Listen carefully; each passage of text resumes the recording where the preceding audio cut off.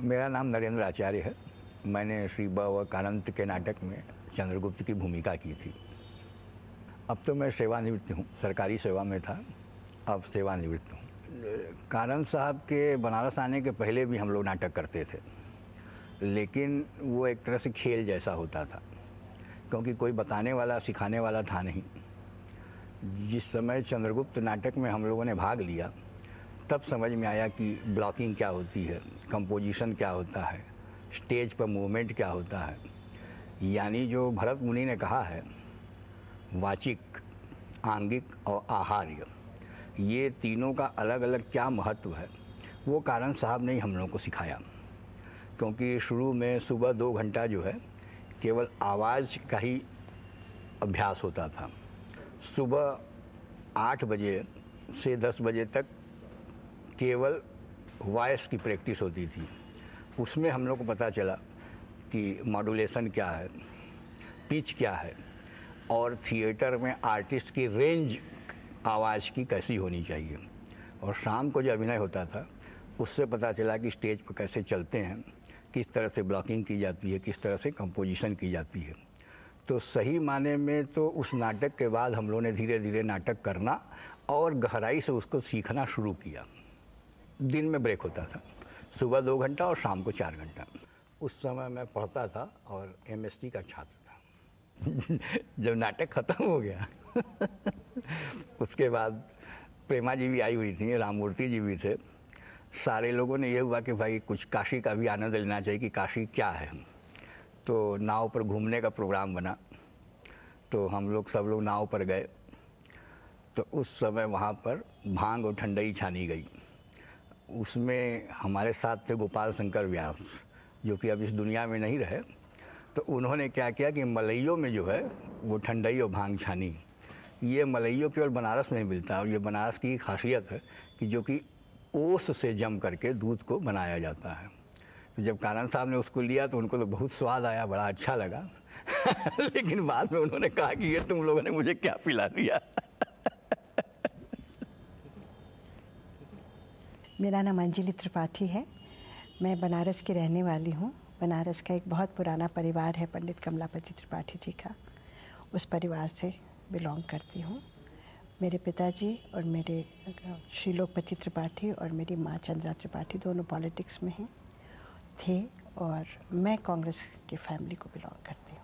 72 में कारण जी जब आए थे, तो उसके पहले मैंने यहीं पर डॉक्टर भानुशंकर मेहता जी ऑर्गेनाइज़ करते रहते थे डिफरेंट प्रोग्राम्स, तो वो मेरे घर से मुझको लेके आए थे। डांस ड्रामा ज़्यादा होता था, उसी में रहती थी मैं। फिर एक दिन आए वो और कहने लगे मेरे साथ चलो। तो मुझे लगा फिर से ना कुछ डांस ड्रामा होगा।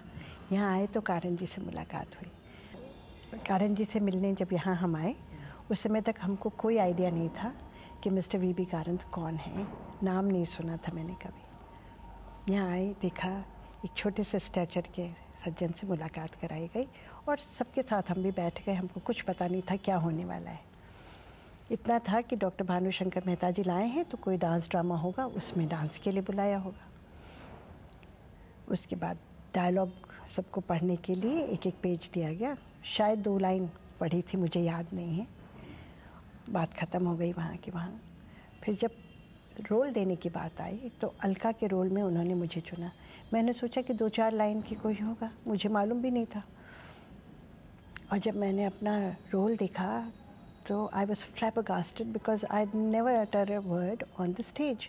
I was always into dance.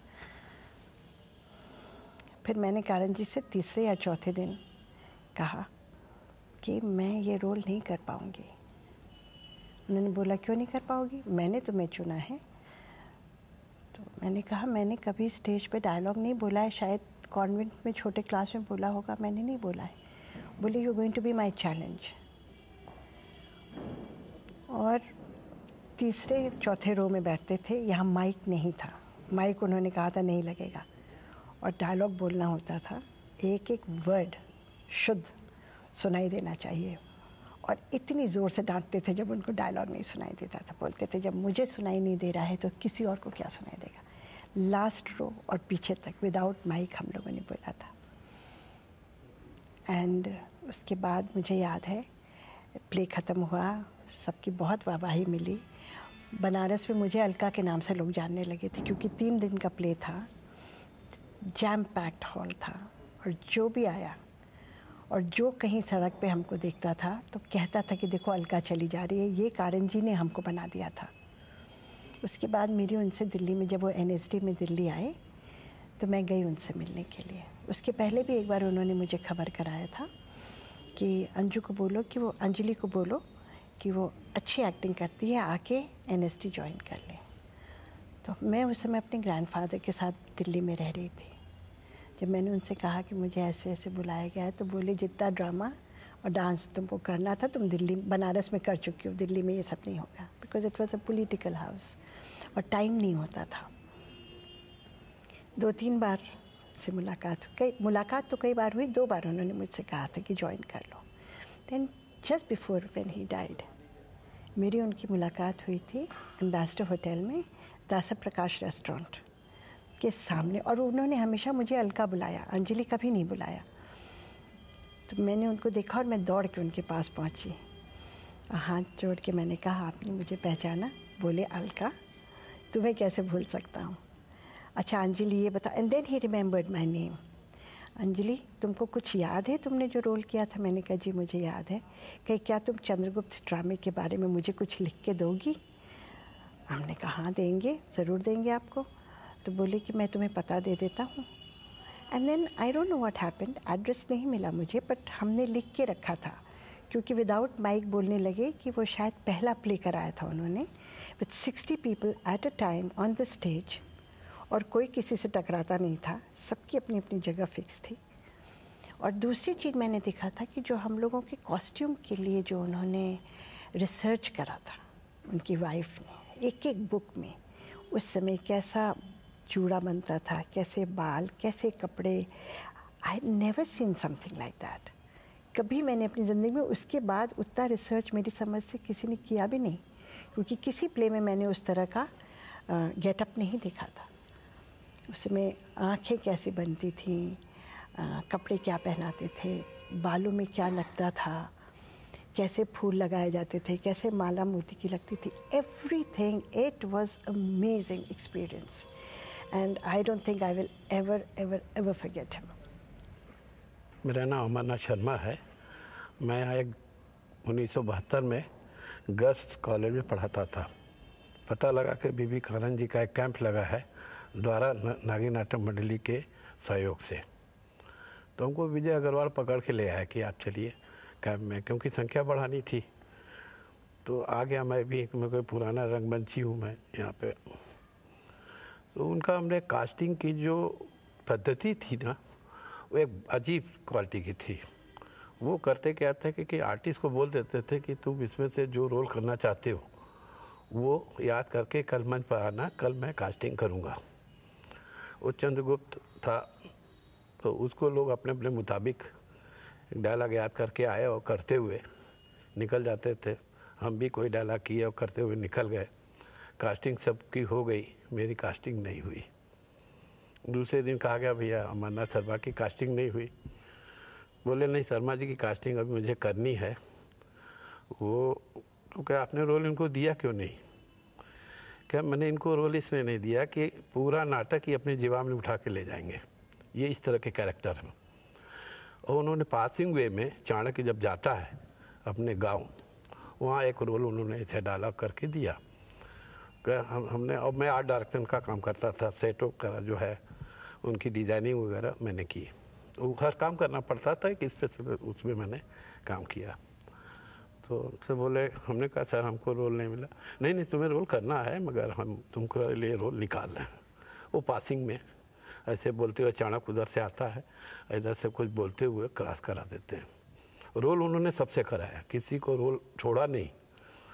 ये कि कुछ हैं, कुछ चले गए, कुछ जिंदे हैं, कुछ कर रहे हैं। और मैं बहुत पहले से 60 के पहले से इस मंच पर काम कर रहा हूँ। बहुत पुराना मंच है ये, 100 साल के ऊपर हो गया, 101 अभी इसका वो मनाया गया। और यहाँ बड़े बड़े लोग आए, काम किए और चले गए। मन से बड़ा लगाव था। बीबी कानन के डायरेक्शन की पद्धति अच्छी थी। उसमें स्लाइड चलता था, आइलिंग टाइप का, ग्लास के ऊपर करके डालते थे, सीन बनाते थे, और तंबू ये वो युद्ध देश फलाना दिखाना वो देखा। उसी साल उनको कहीं मध्य प्रदेश से अवार्ड भी मिला था। और सर्टिफिकेट जब बनाना हुआ तो उन्होंने हमसे कहा कि शर्मा तुम सर्टिफिकेट की डिज़ाइनिंग करो। मैं आर्टिस्ट था, आज रिटायर हो चुका हूँ, शिक्षक श्री मुझे प्राप्त हुआ और 2009 में रिटायर हो गया आर्ट टीचर से। बीएड में एजुकेशन में अभी था। सेटिंग की डिजाइनिंग बनानी पड़ती थी। इसके बाद एक रिहर्सल में खंबा की तरफ पहले एक रफ बना दिया जाता ताकि उस पर लोग रिहर्सल करें। उसी को फिर जैसे बॉडी में कंकाल होता है, फिर उसके बाद मांस चढ़ाया जाता, फिर चमड़ा चढ़ाया जाता, वही चीज़ था। मैं इसी तरह से, और मेरा डिजाइनिंग का एक मेथड था, सिगरेट का डिब्बा, सिलाई के डिब्बे को इकट्ठा कर उसी का सीढ़ी सीढ़ी बना के, खंबा बना के एक सेट मॉडलिंग उनको पेश करना पड़ता था। वो देख लेते थे ये बात सही है। उसी तरह का ऐसे उन्होंने किया। आज भी उसी मेथड से अब नाटक हो रहा है। पहले पर्दे के मेथड से होता था, फिर कट होता था पेड़ का, अब कट पेड़ ही लगा दिया जाता है। तो इस तरह का धीरे धीरे होते होते अब ब्लॉक मेकिंग टाइप का होने लगा। वो ब्लॉक उन्हीं की देन है जो आज इसी तरह का। अब तो थोड़ा सा पैसा कम है लोगों के पास, अब तो ब्लैक पर्दे पर लोग करके चले जाते हैं। मगर बैकग्राउंड का एक्टिंग से ज़्यादा महत्व है। डायलॉग नहीं बोलिए कोई हरज नहीं, मगर बैकग्राउंड होना जरूरी है। आप हवा में नहीं है, इसलिए ये इसका मेथड था। और उनके डायरेक्शन 1972 में मैंने काम किया। थोड़ा गुस्सैल टाइप के जरूर थे। अगर डायरेक्टर गुस्सा नहीं होगा तो कोई काम नहीं होगा। अभी मैंने एक पिक्चर करके आया हूँ, कल ही आया हूँ मैं। ऐसा आज की फिल्म थी, हमने किया अक्टूबर, नवंबर, दिसंबर, ये जनवरी, 4 महीना काम किया करके भी कल आए। तो आज हमको लोगों ने बुलाया भी नहीं। आज पता लगा कि जो लोग काम किए लोग आए हों, चले हम भी डॉक्टर राजेंद्र के साथ। तो यही सब हुआ और क्या। और जो आप पूछना चाहें पूछिए। नहीं, ऐसे तो आदमी बहुत अच्छे थे और उन्होंने जीवन में नाटक के प्रति पूरा समर्पित थे अपने को, और जीवन उसी में काटा। कुछ लोग उनको बदनाम भी किया। वो उसको बहुत अखबार में आ रहा था, कौन मिश्रा करके लड़की थी, क्या थी, तिवारी। ये लाइन ऐसा है, कलाकार, कार शब्द जो है, साहित्यकार, कलाकार, पत्रकार, ये सब का लाइन में ये जुटा रहता है। तो थैंक यू। मेरा परिचय, मैं रामकिशोर जेटली हूँ। इस नागरी नाटक मंडली का सन 60 से मैं सदस्य हूँ और यहाँ का बराबर ही मतलब जो है आप समझ लीजिए कि कोषाध्यक्ष और मतलब जो है वो वस्त्राध्यक्ष और अंगाध्यक्ष सब मैं कितने पद पर रह चुका हूँ और आज भी हूँ। जिस समय शुरू में कारण जी बनारस आए हैं, उस समय मेरे गुरुजी डॉक्टर भानुशंकर मेहता जी ने मेरा कारण जी से परिचय कराया और बताया कि ये हमारे यहाँ के रंगकर्मी हैं ये, और जो भी आपको सहायता हो उनसे ये बराबर लीजिएगा। और उन्होंने फिर मेरे को एक छोटा सा रोल दिया, जो कि कहा कि ठीक है, आपके जिम्मे बहुत सी जिम्मेदारियां रहेंगी। रंगकर्मी मतलब जो है रंग का भी काम, मतलब जो है स्टेज पर जितना भी काम रहेगा वो करना, ऊपर का भी काम करना, और इसीलिए मैं आपको एक छोटा सा रोल दूंगा। मैंने कहा ठीक है, जो आप देंगे सो मुझको मंजूर है। तो वही छोटा सा एक रोल मुझको उन्होंने दिया, जिसको कि मैंने उसको निभाया। कारण जी के मुकाबले जो है हमको कोई भी डायरेक्टर आज तक नहीं समझ में आया कि इतने समझा करके, इतने रंग मतलब हिसाब से वो बताते रहे और इतना समझाते रहे कि आदमी जो है, एक मूर्ख आदमी भी जो है उनकी बात को समझ करके और रंगकर्मी बन जाता रहा। बहुत ही स्वभाव भी उनका बहुत ही अच्छा, सरल, और कभी कभी बहुत क्रोधित हो जाते रहे। क्रोध में जो है अपने को एकदम अलग कर लेना, लोगों को बैठा देना, हटा देना कि ठीक है अभी बैठ जाओ, अभी आपसे हम काम नहीं लेंगे, इस तरह का मतलब जो है। लेकिन वो व्यवहार कुशल बहुत ही अच्छे रहे। और क्या, कारण जी ही सब कुछ रहे। मतलब जो है उन्होंने बहुत ही मतलब जो है उसको समझ लीजिए कि एक तरह से नाटक को पूरा एकदम बांध करके, निचोड़ करके उन्होंने जो है उसको रखा। तो पूरे ही बहुत ही व्यवस्थित ढंग से सुबह शाम लोगों से वो अभ्यास कराते रहे और बहुत ही बढ़िया उनका जो है डायरेक्शन रहा और बहुत ही अच्छा नाटक उन्होंने कराया। लोगों ने उस भूरी भूरी प्रशंसा करी। मेरा नाम नारायण द्रविड़, भारतीय स्टेट बैंक का सेवानिवृत्त अधिकारी हूँ। जब कारण जी आए थे तो उनका काफ़ी नाम हम लोग ने सुना था, धार्मिक जैसी पत्रिकाओं में काफ़ी उनके बारे में पढ़ा था। और जब ये पता लगा कि यहाँ पर वो एक कार्यशाला चलाने जा रहे हैं तो बहुत खुशी हुई। हम लोग ने भी उसमें हिस्सा लिया और बहुत कुछ चीज़ें सीखने को मिली। सबसे बड़ी चीज़ तो ये, कारण जी के पहले ब्लॉकिंग क्या थी हम लोग नहीं जानते थे। उन्होंने हम लोग को ब्लॉकिंग क्या होती है सिखाया। एक साथ मंच के ऊपर करीब 62-63 लोगों को लेकर के चलना, कैसे काम किया जाता है, ये हम लोगों ने उनसे सीखा। और उसके पहले तक हम लोग हमेशा स्टेज पर माइक के आगे ही डायलॉग बोला करते थे। हम लोग के लिए ऐसा पहला वो अवसर था जबकि माइक का बिल्कुल प्रयोग नहीं किया गया। तो हम लोगों की आवाज़ के लिए उन्होंने सवेरे नियमित अभ्यास करवाया हम लोगों से। सवेरे करीब 2 घंटा अभ्यास होता था जिसमें स्वर व्यंजन और स्वर लहरियों को कैसे बोला जाता है, मॉड्यूलेशन क्या होता है और बेस वॉइस कैसे निकाली जाती है, सारी चीज़ें उन्होंने हम लोग को बताई। उसका परिणाम ये हुआ कि हम लोग बैक स्टेज पर खड़े होकर के पीछे से भी हम लोग डायलॉग बोलते थे तो आखिरी लाइन तक वो सुनाई पड़ता था। अनुशासन उनके अंदर था। हम लोग कभी कभी सोचते थे कि ये कैसे काम कर लेते हैं, रात को 11-12 बजे जाते हैं अपने निवास स्थान पर और हम लोग सवेरे यहाँ पर अगर 7 बजे आते हैं देखते हैं कारण जी पहले से यहाँ खड़े हैं और काफ़ी फ्रेश नज़र आते थे। ऐसा नहीं कि उनके चेहरे में कभी कोई थकान हो या कभी उनके चेहरे में ऐसे कि नींद आई, ऐसा कुछ भी नहीं हम लोग ने नहीं देखा। तो बड़े प्रभावित थे उनके कार्यशैली से हम लोग। देखिए ऐसा होता है, एमेच्योर और professional is fully devoted. Amateur के संग खाली एक चीज़ आती है, उसको अपने दूसरे कामों के साथ में इसको करना पड़ता है, लेकिन विधा तो एक ही है। अल्टीमेटली थिएटर की विधा तो एक ही है। तो मुझे नहीं लगता उसमें कोई बहुत ज़्यादा अंतर होता है। ये है कि अवसर अगर मिलता है तो कोई भी आदमी प्रोफेशनल बन सकता है, लेकिन उसके लिए स्थान, अवसर, ये दोनों चीज़ें चाहिए। ऐसा नहीं कि बनारस के अंदर हम उसको कर सकते हैं।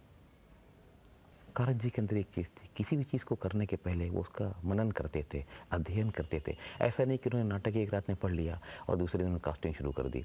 इसका वाकया ये है कि जब चंद्रगुप्त उन्होंने उठाया तो जितने यहाँ के नामी गिरामी कलाकार थे सब यही सोचते थे कि शायद चाणक्य की भूमिका उनको मिले, क्योंकि चाणक्य जो है वो किंग मेकर था। लेकिन सबकी आशाओं के विपरीत उन्होंने सर्वथा एक ऐसे नए लड़के को चाणक्य के रूप में चुना जिसको हम लोग ने कभी थिएटर में देखा नहीं था उसके पहले। और उस नए लड़के से काम करा के उन्होंने दिखा दिया कि डायरेक्टर अगर जानकार हो तो वो कैसे छिपी हुई प्रतिभा को बाहर निकाल लेता है। ये बहुत बड़ी चीज़ थी उनके साथ की। चाणक्य की भूमिका जिससे कराई वो बहुत ही नौजवान लड़का था, ये बात भी सच है।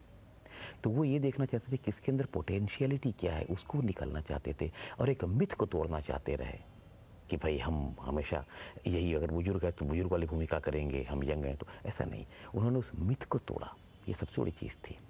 एक्टर की ईगो को डील करने का उनका एक अलग तरीका होता था।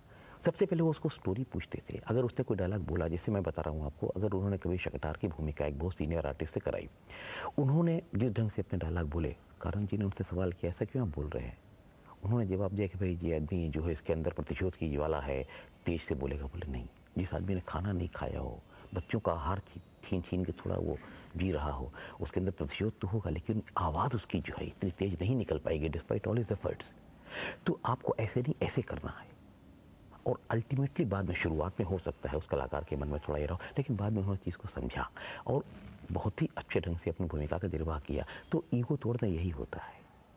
ऐसा नहीं कि किसी को हर्ट किया, उन्होंने उसको समझाया, उसके अंदर की जो फिलॉसफी है, क्या है उस कैरेक्टर के अंदर चीज़, इसको बाहर निकाला उन्होंने। और जो कुछ भी हम लोगों ने सीखा वो उन्हीं की देन है। मैं doctor Rajendra Upadhyay, writing and theatre it's my profession. Doctor Bhanushankar Mehta ने मुझे कहा कि आज शाम आ जाना। मुझे नहीं पता था कि यहाँ कांत जी को आना है या क्या है, मैं नहीं जानता था। वो रास्ते में उन्होंने कहा आज शाम को आ जाना। मैं आ गया। यहाँ पूरा एक माहौल था और उसके पहले नाटक किए थे मगर कम किए थे। नाटक के बारे में एक अवधारणा जरूर थी, अध्ययन कर रहा था, पढ़ाई कर रहा था। उसी दरमियान एनएसडी के बारे में जानकारी मिल चुकी थी, वो सब कुछ पता था। कांत के बारे में भी मोटे तौर से जानता ही था, मगर यहाँ आया तो अचानक पता लगा कि बाबा कांत वो ऑडिशन लेंगे और ये इस तरह वर्कशॉप होनी है। लोग यहाँ इकट्ठा हो गए थे, काफ़ी लोग आ चुके थे। वर्कशॉप के लिए ऑडिशन वगैरह हुआ, सिलेक्शन तो खैर बाद की बात थी। रिहर्सल शुरू हुई, जो जनरल प्रोसेस होती है, reading and all the things, ये सब शुरू हुई। एज ए स्टूडेंट उस समय मैं सीखने के मूड में था, और शायद मुझे लगता है कि इस रंगमंच पर मेरा वो सेकंड अपीयरेंस था। उसके पहले एक प्ले और था श्रीनाट्यम का, अमीर, उसमें कर चुका था मैं, लेकिन उसके बावजूद मुझे लगा कि ये मेरा पहला अपीयरेंस है जहाँ मैं सीख रहा हूँ। It's my learning process in theatre. Theatre में लर्निंग प्रोसेस शुरू हुई, और मैं व्यक्तिगत रूप से ज़्यादा सीरियस होता चला गया। एक्टिंग तो अपनी जगह थी, मैं हर चीज़ पर कीनली ऑब्जर्व करने, देखना, समझना, कुछ कर नहीं सकता था। बड़ी क्लियर बता रहा हूँ, क्योंकि मुझे कोई जानकारी ही नहीं थी, ज़्यादा कुछ कर नहीं सकता था। जो कैरेक्टर मुझे दिया गया, मैं अपने कैरेक्टर पर कंसंट्रेट करूँगा। उसके अलावा और चीज़ें मैं देख रहा था, बैकग्राउंड का सारा वर्क क्या होता है, उसके अलावा जो मेन ऑर्गेनाइजेशन का वर्क है, बैकग्राउंड का वर्क है, मेरा थिएटर का सारा, वो सब मैं देख रहा था, एक एक चीज़ समझ रहा था। पहली बार मुझे लगा कि थिएटर भी डिसिप्लिन की चीज़ है। हालांकि उसके पहले जो रिहर्स की थी हम लोगों ने, जब भी की, उसमें डिसिप्लिन तो होती थी, मगर वो ये डिसिप्लिन दूसरी थोड़ी फ़र्क था उसमें। वो फ़र्क था द क्रिएटिव डिसिप्लिन। तो क्रिएटिव डिसिप्लिन का होना, एक रंगमंच कर लेने की डिसिप्लिन हम लोगों की अपनी जो होती रही है। उसके पहले नरेंद्र आचार्य के ही नाटक थे बहुत पहले, उसमें भी मैंने काम किया था। उसके बाद श्रीनाट्यम का नाटक, तो वो, लेकिन इस रंगमंच पर आने के लिए that was my second appearance. दूसरी बार आया मैं, लेकिन वो मुझे लगा कि ये मेरा पहला ही अपीयरेंस है यहाँ पर। और पहली बार मुझे लगा कि रंगमंच पर कुछ सीखने लायक चीज़ है, कि जहाँ मैं सीख सकता हूँ। और वो सीखने के लिहाज से बाबा कारंत बाद में भी मिलते रहे, उनसे भी और भी बातें होती रहीं। उनके मित्र यहाँ थे कुंवर जी अग्रवाल। कुंवर जी अग्रवाल से बहुत ज़्यादा थियोरेटिकल बहुत सारी जानकारियाँ फिर बराबर मिलती रहीं। उसी दौर में बातें भी होती थी, तो वो फिर थियोरेटिकल जानकारी उनसे काफ़ी मिलती रही। डॉक्टर मेहता से भी थियोरेटिकल जानकारी मिलती रही, लेकिन कारंत के साथ जो प्रैक्टिकल करने का अनुभव हुआ और क्रिएटिव डिसिप्लिन के साथ काम करने का अनुभव, वो बिल्कुल दूसरा था। जैसे एक सीन में मैं नहीं था, लेकिन उस सीन से मैं बहुत प्रभावित था। और मुझे उस समय नहीं पता था, मैं उस सीन को देखने के लिए, जब वो यहाँ हो रहा होता था, तो उस सीन को देखने के लिए मैं वहाँ चला जाता था। लास्ट में वहाँ बैठ के देखता था मैं। सभी थे, मुख्य कलाकार सभी थे उसमें, चाणक्य, चंद्रगुप्त, सारे लोग थे उसमें, मेरा नहीं था। मैं वहाँ बैठ के देखता था, और वो उस सीन का इम्पैक्ट पूरा जो पड़ता था, वो सारे नाटक के ऊपर शायद भारी था। उस सीन में दांड्यायन का सीन था, और कुछ दिन बाद मैंने देखा, मैं तो वहाँ बैठ के देखता ही हूँ, कुछ दिन बाद कारंत भी वहीं आके बैठते थे, वहाँ आके बैठ के वो भी देखते थे। वो उस सीन में स्पेशली चले आते थे वो। एक दिन मैंने पूछ लिया उससे कि आप, और मैं देखता तो हूँ लेकिन उतना नहीं देखता, आप भी यहाँ क्यों चले आते हैं? तो उस समय तत्काल तो नहीं बोले वो, उस दिन रात में बोले कि आपके जो एक्टर हैं श्रीराम नागर, उनसे मैं व्यक्तिगत रूप से बहुत प्रभावित हो गया हूँ। इतना अच्छा एक्टर एनएसडी में इस समय कोई भी नहीं है। वो आवाज़ और वो एक्सप्रेशन जो उनके अंदर से स्पॉन्टेनियस होता था, वो स्पॉन्टेनियस निकलता था, और वो पूरा एक इम्पैक्ट जो बनता था, प्रभाव जो था, उन्होंने कहा इतना अच्छा एक्टर यहाँ पर, और पूरा प्रभाव जो बनता था, पूरी प्रभाव पड़ता था वो, ये बात भी सही है। तो इसका जवाब कारंत ने खुद दिया मुझे कि वो प्रभावित मैं हुआ हूँ, इसलिए मैं आके वहाँ बैठ जाता हूँ। मैं तो था ही, मैं क्या कहता, मैं तो देख ही रहा था।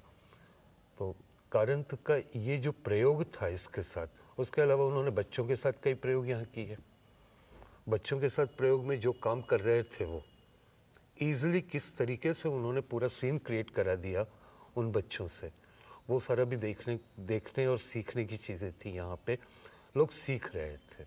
और मैं समझता हूँ जहाँ तक कि लगभग उस यूनिट में जितने लोग थे यहाँ, जितने लोग काम कर रहे थे, सबने कुछ सीखा।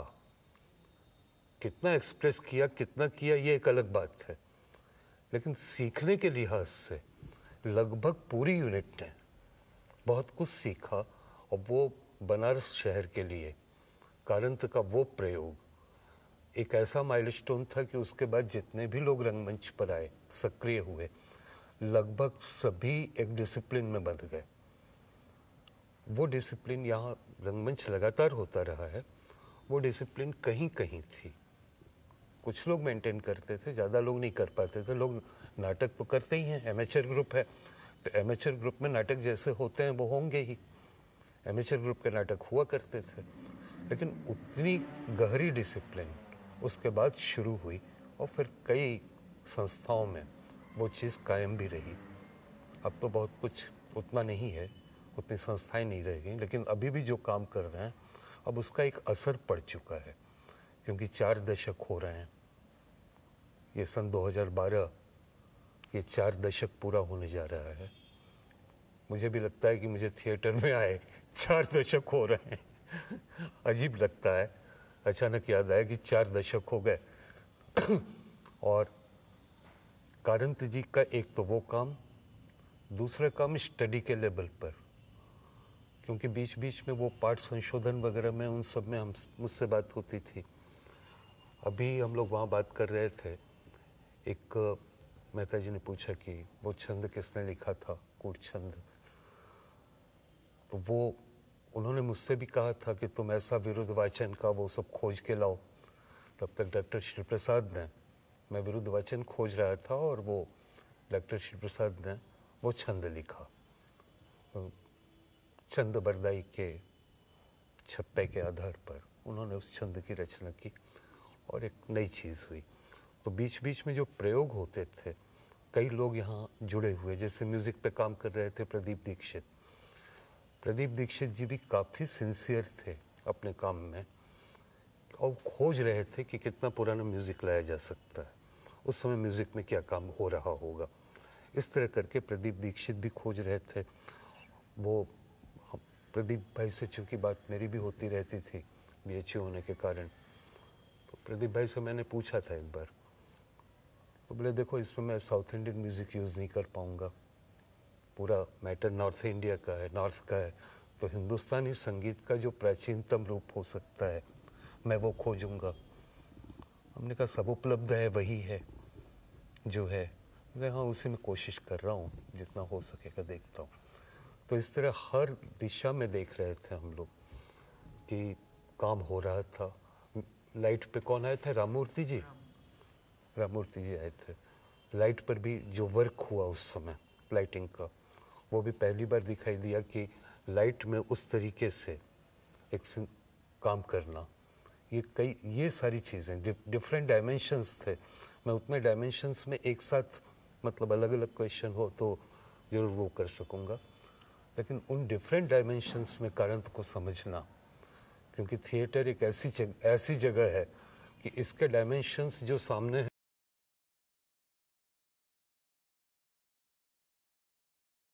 दिस वन, ये मतलब हम लोगों की जो लाइटिंग आप देख रहे हैं ना, ये फॉलो और वगैरह वगैरह, ये सब ज्यों का त्यों ऐसे ही था। ये रंगमंच बन चुका था और इस रंगमंच की जितनी अपनी सुविधाएं थीं उस समय, थिएटर भी बन चुका था उस समय, जो सुविधाएं अवेलेबल थीं उनका उपयोग तो लोग कर ही रहे थे, तो उसमें कोई दिक्कत नहीं थी। कारंत के आने पर यह ज़रूर हुआ कि लाइट पॉइंटेड हमें कहाँ डालनी है। पॉइंटेड लाइट की जो बात होती है थिएटर में, full light and pointed light लोग करते थे इफ़ेक्ट के लिए। कानत ने इफ़ेक्ट्स नहीं लिए ज़्यादा, इफ़ेक्ट्स के अलावा लाइट को किया पॉइंटेड, और उस पॉइंटेड करने से इफ़ेक्ट अपने आप निकलेगा जहाँ उनको निकाल लेना है, जो लेना है। तो उन्होंने लाइट को पॉइंटेड किया था ज़्यादातर, तो उसका एक प्रभाव पड़ा।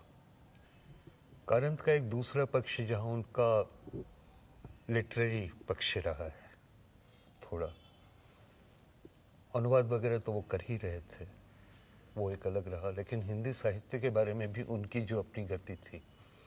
हिंदी कभी कभी मुझसे एक दो बार संस्कृत वाली बात भी हुई, उन्होंने कहा तुम अनुवाद कर दो तो मैं खेलूं। तो एक तो मिट्टी की गाड़ी के लिए उन्होंने कहा था कि अनुवाद है, अवेलेबल तो है, लेकिन तुम अनुवाद करो, जरा लैंग्वेज का ध्यान देना। मैंने जब तक अनुवाद किया तब तक वो थे ही नहीं, शायद नहीं थे आचार्य जी, क्योंकि आपने उसको रेडियो पे किया था, उस समय करण जी नहीं थे।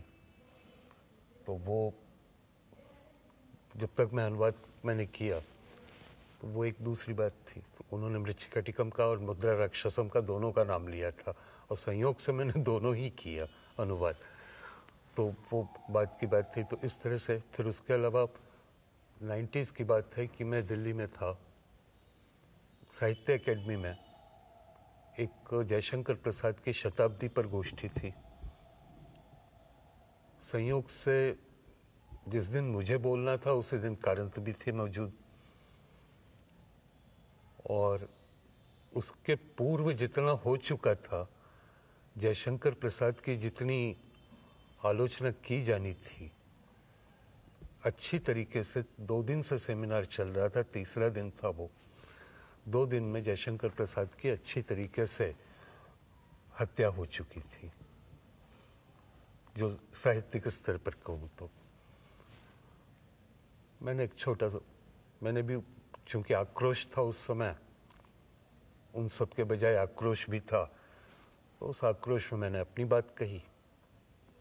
संयोगात उस दिन विष्णुकांत शास्त्री भी थे, कारंत थे, मैं था, 3, मतलब ज़्यादा वक्ता नहीं थे, तो ये 3 तो पक्षधर हो गए। चौथे सज्जन जो अध्यक्षता कर रहे थे, उनकी हिम्मत नहीं पड़ी कि वो फिर हत्या करें। तो कारंत ने मुझसे पहले, कारंत माहौल बना चुके थे, इतना बढ़िया कारंत बोल गए कि हिम्मत नहीं थी मेरी भी कि कारंत के बाद बोलूँगा। कारंत के बाद बुलाया रामगोपाल बजाज को। कारंत ने उस दिन जिस तरीके से तर्कपूर्ण तरीके से जितनी बातें कहीं, वो बाकायदा तर्कपूर्ण तरीके से थिएटर का ग्रामर समझाते हुए, कि थिएटर का ग्रामर और प्रसाद के नाटक, प्रसाद का साहित्य और साहित्य शास्त्र, मतलब वो एक बात नहीं कर रहे थे, थिएटर ही नहीं, सिर्फ साहित्य और साहित्य शास्त्र पर भी बात कर रहे हैं। रंगमंच और रंगमंच का व्याकरण क्या होगा, इसकी बात भी कर रहे हैं। तो प्रसाद को केंद्र में रख करके कारंत ने पूरी बात की, और कारंत के बाद नाम पुकारा गया रामगोपाल बजाज का। रामगोपाल बजाज ने आगे प्रणाम किया कि इतने अच्छे भाषण के बाद मैं नहीं बोलूँगा, वो बैठ गए। उसके बाद मुझे पुकारा गया, तो मैं जब बोलने गया तो मेरे मन में था कि कारंत तो व्यक्त कर चुके, कारंत ने किसी और के ऊपर आक्षेप भी नहीं किया, उनको पता भी नहीं था। मैं जब गया तो फिर मैंने अपने तरीके से अपनी बात कही। तो कारंत को वो बातें नहीं मालूम थी, उन्होंने बाद में मुझसे पूछा यहाँ ये सब हो चुका था। मैंने कहा हाँ, इसलिए जवाब देना पड़ा था मुझे। उसके बाद मेरे बाद फिर विष्णुकांत शास्त्री आ गए, फिर शास्त्री जी ने भी आकर जमाया प्रसाद को। तो प्रसाद के नाटकों को लेकर, प्रसाद के समग्र साहित्य को लेकर जिस तरीके की आलोचना प्रत्यालोचना का दौर शुरू हुआ, पिछली तमाम, वो लास्ट गोष्ठी थी उस दिन की, तो अंतिम गोष्ठी का समापन बेहतर हो गया। उसके पहले तक की सारी गोष्ठियों में जयशंकर प्रसाद की हत्या ही होती रही। तो वो इतने लोग आ गए, जिसमें कारंत जी और विष्णुकांत शास्त्री का मैं नाम लूँगा, 2 महत्वपूर्ण, कि दोनों ने ही अच्छी तरीके से और जो सम्यक विधान हो सकता है प्रसाद के लिए, उस तरीके से प्रसाद जी को श्रद्धांजलि दी। तो उस समय का एक जो माहौल था, कारंत जी से वहाँ मुलाकात हुई, फिर कारंत याद आते हैं, याद आते रहेंगे, और वो इस तरीके से जुड़ गए हैं हम लोगों के साथ कि कम से कम जब भी रंगमंच के अपने आरंभिक उस दौर की बात करेंगे तो बिना कारंत के तो बात शुरू ही नहीं हो सकती। ये कहूँगा मैं कि बनारस रंगमंच जहाँ तक पहुँच चुका था, उसके बाद कारंत से जो यहाँ चेंज आया है, कारंत के आने का मतलब था एक बहुत बड़ा परिवर्तन।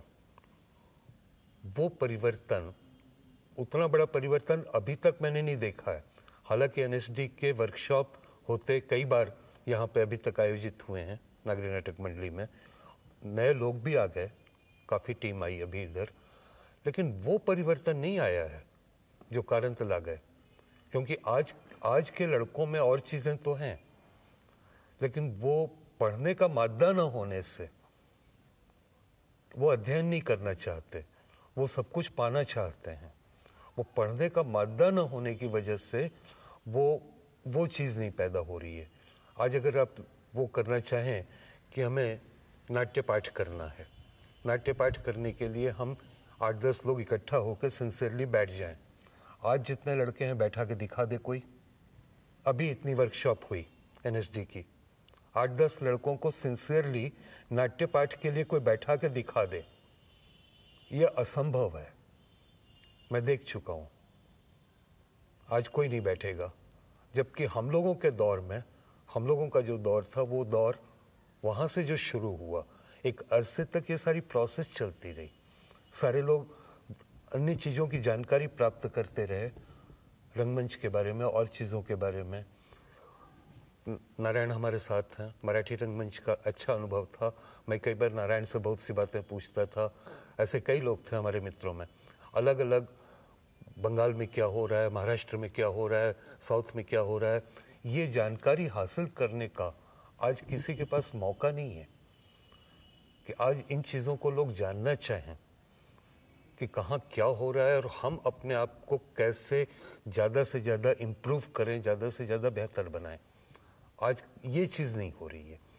जिस चीज़ का बीज कारंत ने डाला था, वो एक पूरी पीढ़ी तक एक कायम रहा है, ये भी कहूँगा कि कायम रहा है। लेकिन वो चीज़ अब इधर के वर्कशॉप में मैंने देखा लगातार, क्योंकि मैं जुड़ा हुआ हूँ, देख रहा हूँ, वो बात नहीं पैदा हो रही है। लोग आते हैं, वर्कशॉप करते हैं, पूरी यूनिट जुटती है, लड़के होते हैं, सब करते हैं, मगर पता नहीं क्यों वो बात नहीं पैदा हो रही है। कोई कमी ज़रूर है कहीं। कारंत जी के व्यक्तित्व में तो कई चीज़ें थीं, वो तभी नहीं ये सारी चीज़ें आ रही थीं। वो उनके कहने का भी असर नहीं था, वो शायद वो युग था कि कारंत के दौर में जो चीज़ें आ रही थीं, या उस दौर में हम लोगों के साथ जितनी जो मेंटेलिटी हम लोगों की थी, वो मेंटेलिटी आज के बच्चों की नहीं रह गई। वो मेंटेलिटी अगर थोड़ी भी अगर उस तरीके की होती तो वो निश्चित रूप से लाइब्रेरी जाते, किताबें खोजते, वो चीज़ें होती। वो चीज़ें आज के वर्कशॉप से नहीं पैदा हो रही है। एनएसडी जाएंगे, भले लात खा के वहाँ करना पड़ेगा कि अगर एनएसडी में एडमिशन हो गया तो मार पड़ेगी या निकाल दिए जाएंगे, इस डर से भले ही कर लेंगे। वहाँ बैठ कर के पढ़ाई करेंगे, वहाँ बैठ कर सारी चीज़ें करेंगे। लेकिन आज यदि किसी को कह दीजिए कि ज़रा स्टेनिस्लावस्की पढ़ के आओ, उनको क्या मतलब है, क्यों, नाम भी नहीं सुना होगा। नाट्यशास्त्र बहुत दिनों से सुन रहे हैं, तो हाँ भरतमुनि कोई है, नाम सुन लिया, लाइक दैट। तो ये जो दौर चल रहा है, इस दौर में हम क्या ज़्यादा कितनी अपेक्षा करेंगे। तो वो थिएटर का जहाँ तक यहाँ का जो दौर था पिछले 4 दशक में, निश्चित रूप से कारंत की एक देन रही है। और मैं व्यक्तिगत रूप से, मैं तो इस रंगमंच से मतलब संस्था से भी जुड़ा रहा हूँ, तो पिछले दौर में काफ़ी प्ले किए। कहीं न कहीं कारंत का असर तो रहता है, मैं कैसे इनकार करूँगा, ये तो कह ही नहीं सकता। क्योंकि वो जो एक क्रिएटिव डिसिप्लिन कारंत से एक शब्द में मैं कहूँगा कि मैंने उनसे सीखा है, क्रिएटिव डिसिप्लिन जिसे मैं कह रहा हूँ। वो अगर मुझे प्रॉपरली हर चीज़ में हम अपने कलाकारों को भी फ्री छोड़ते हैं इस मामले में। जहाँ तक मुझे बांधना है वहाँ, अब तुम्हारे अंदर का क्रिएशन है, तुम क्या ग्रो करोगे, निकालो। तो वो चीज़ देखता हूँ कि होती है फिर।